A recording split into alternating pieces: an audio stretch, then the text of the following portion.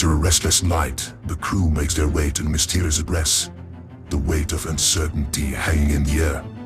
Gale still grumbles about the poor sleep and the strange noises from the vents, whilst the ladies manage to find ways to ease the discomfort. But as they walk through the desolate desert of Kragos, a shared unease lingers. Could it be a trap? Tomas and Telneck remain behind to prepare for the ship repair run, leaving the others to face whatever unknown adventures await.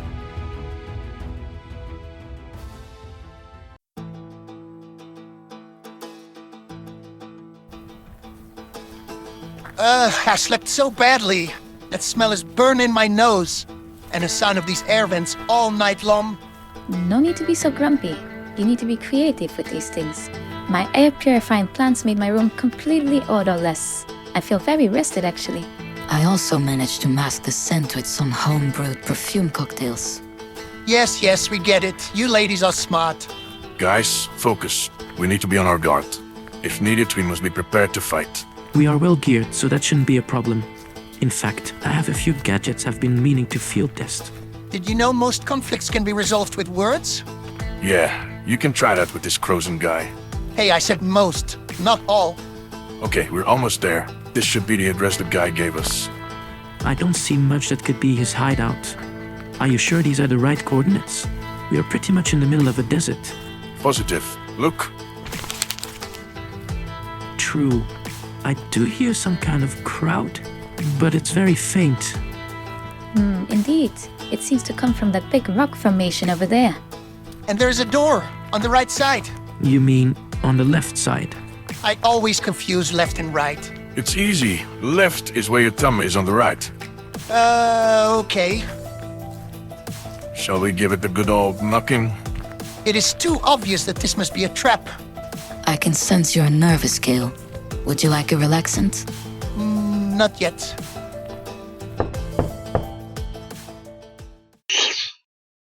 What do you want? We don't buy at the door.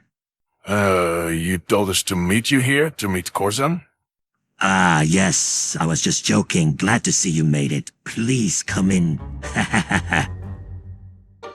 And so the crew enters the mysterious cave, where narrow stairs lead them underground.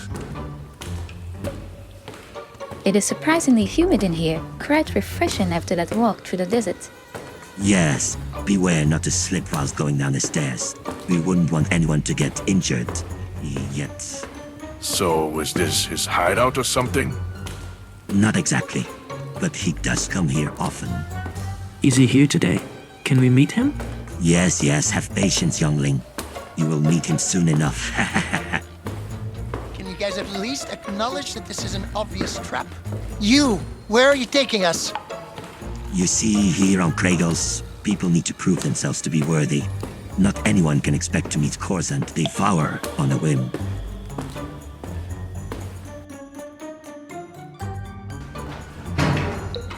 Through here, please. What's this? You see, you're not the only ones wanting to meet him. So every third Kragos month, trial games are organized to earn the right to join our fearless leader for an audience, as well as some fabulous prizes.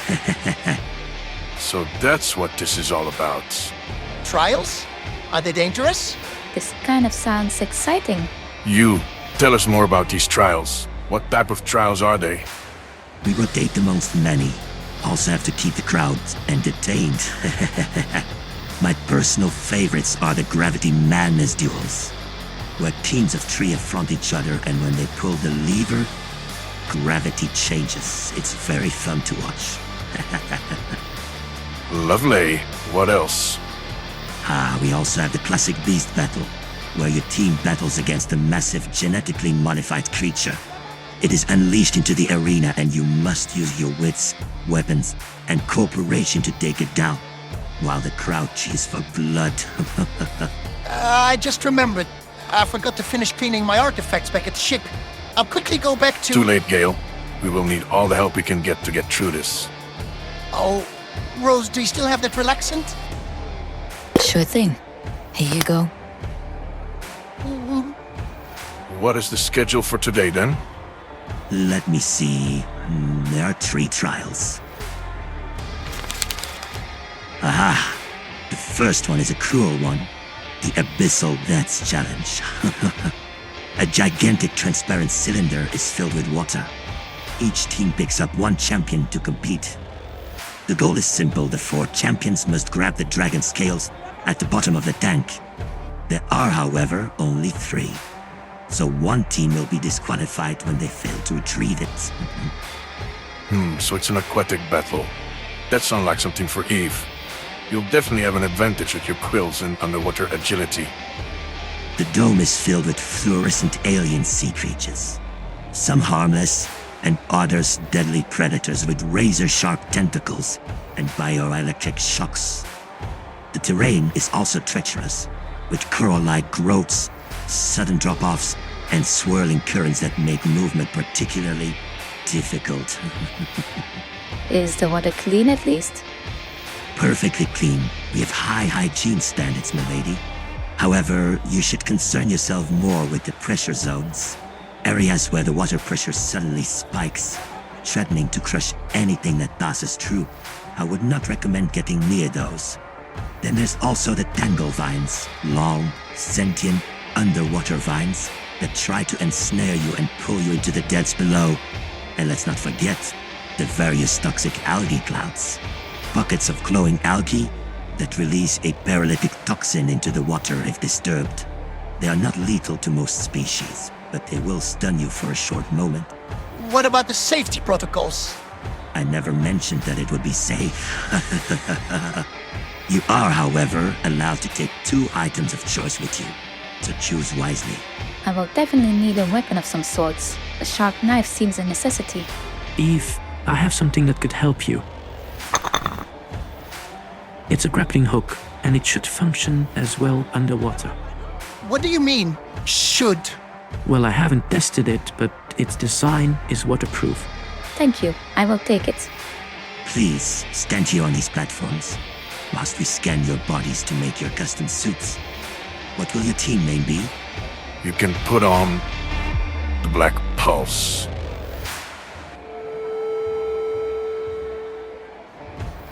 Very well. I will now lead you to your preparation room. Your outfits will be materialized there in half a beat. I will come back to get you once all teams are ready and the first trial can begin. Good luck.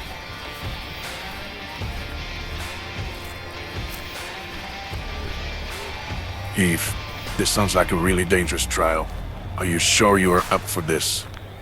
Yes, I want to do this. I know you see me as this scientist always in our lab, but I can be so much more. I hunger for some excitement. In that case, we are counting on you.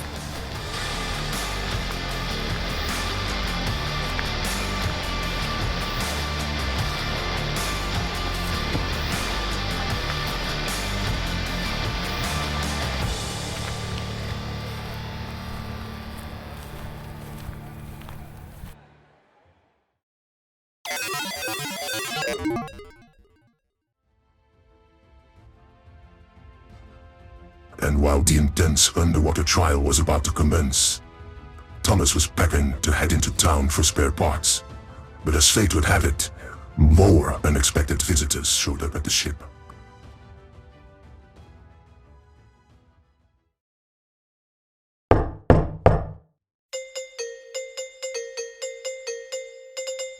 Unbelievable. We need to start putting up a do not disturb sign on this ship or what? That could indeed be useful for deterring uninvited guests. Alright, what is it this time? Greetings, Earthling. We bring tidings from Vadura, the all-seeing entity of the cosmos. Oh no, I've heard of these. We have traveled light years to spread the worlds of enlightenment, the path to celestial harmony, and the many teachings of Vadura's holy plasma. Yeah, I'm sure you have. Look, I've got a ship to fix and some errands to run, so... But do you not wish to ascend? To rise above the moral coil and bask in the glorious light of Vadura. All it is required is a small offering. Let me guess, you want some seashells or crystal donations, right? Yes, or anything to further our sacred mission. Listen, I'm all out of sacred crystals and whatever spiritual nuts and bolts you're looking for. Try the next ship over. But you haven't heard the cosmic hymn yet.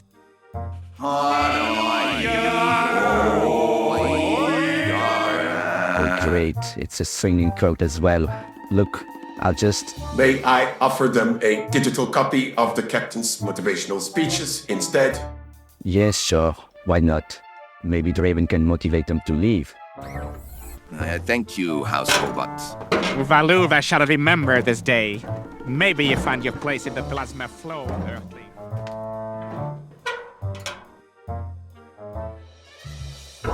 Well, that was something. All right, then, Neck, lock up the ship. We are leaving before another divine visit shows up. Understood.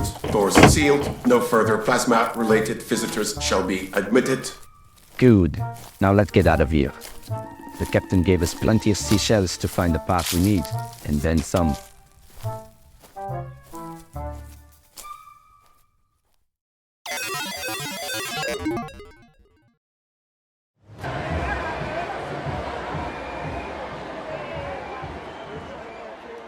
Welcome to the Devour Trials!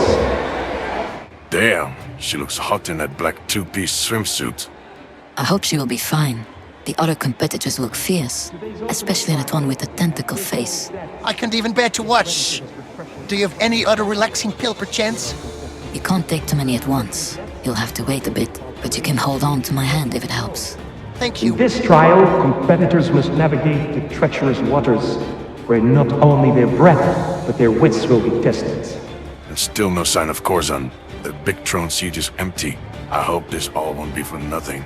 The goal? Retrieve the dragon scales at the bottom, all while avoiding deadly sea predators and sabotage from their rivals. Victory is earned not just through strength, but through speed, strategy, and survival instincts. Let's see who will rise and who will sink to the abyss.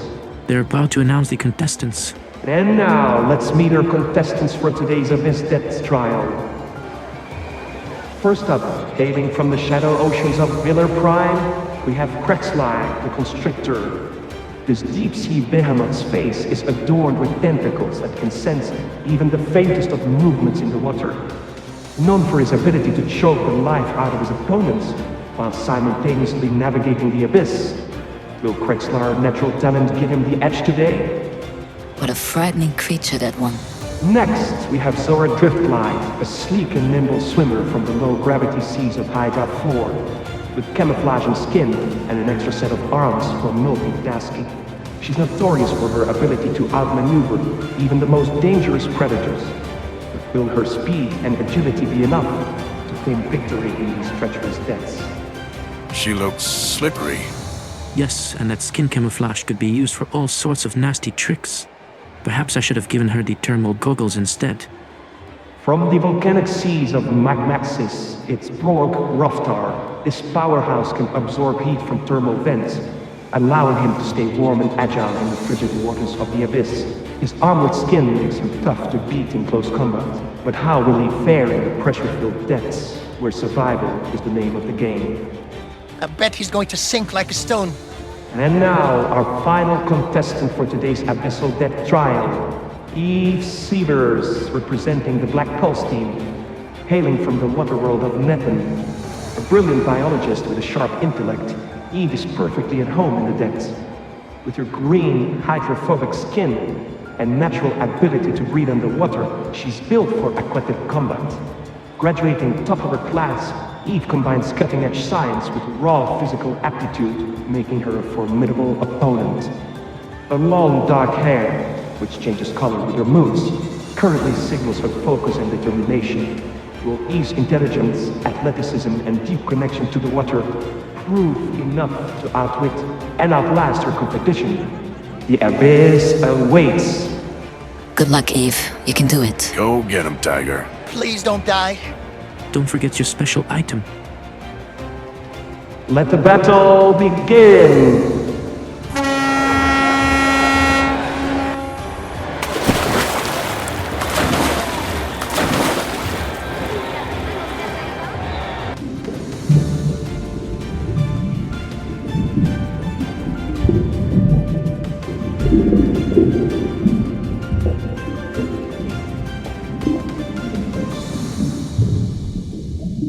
Okay. Eyes on the prize, Eve. Underwater, dimly lit by glowing aquatic flora, the contestants swim to the abyssal arena. Eve darts through the water, her sleek form moving effortlessly. Bubbles rise from various hidden vents, and strange alien sea creatures drift past. Focus, Eve. You've got this. It's just like back at home, except with a crowd and no room for mistakes. She glances to her left as one of the contestants, the tentacle-faced alien, glides past, their tendrils fanning out like a deadly net. Great. The tentacle guy is quick. I'll need to stay ahead. But I can't let them know I'm watching. Just keep calm, keep swimming. It's about strategy, not speed. Oh, an underwater current twists violently, pulling at anything in its path. Eve manages to angle her body, time her movements to avoid the pull, but the current rips Zora off course, sending her spiraling away in a toxic algae cloud. That's gotta hurt.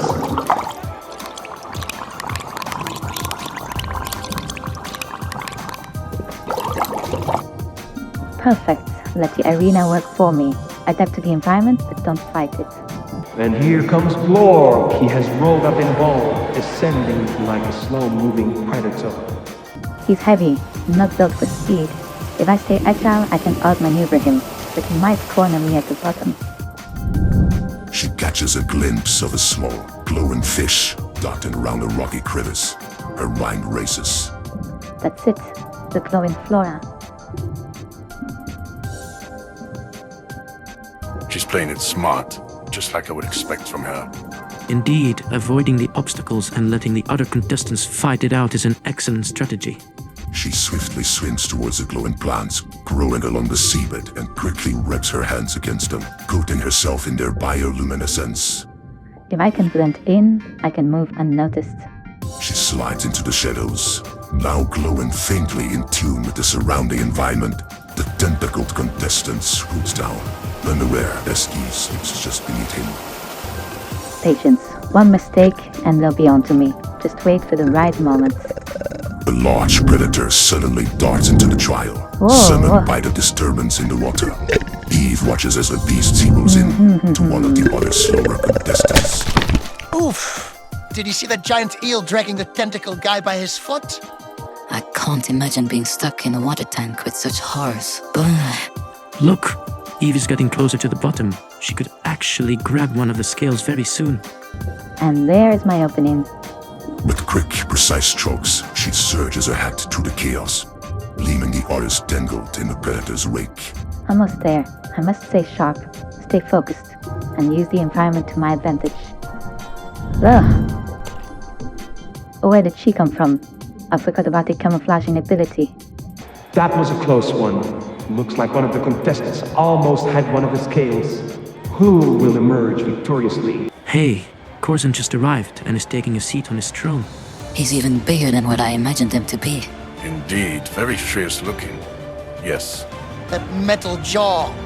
If we lose, we don't need to go to the audience with him, right? But losing is not an option.